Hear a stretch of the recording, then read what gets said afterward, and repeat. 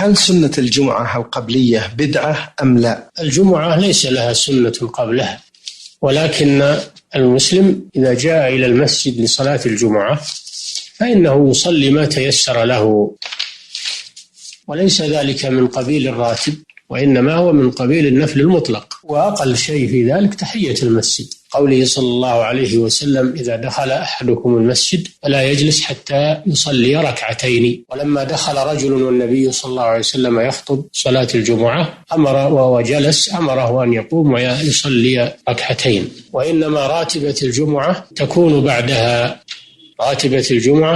بعدها، أكثرها 4 ركعات بسلامين وأقلها ركعتان. وبعض أهل العلم يقول إذا صلاها في المسجد فإنه يصلي 4 ركعات، وإذا صلاها في بيته فإنه يصليها ركعتين، لأن النبي صلى الله عليه وسلم كان يصلي بعد الجمعة في بيته ركعتين. نعم.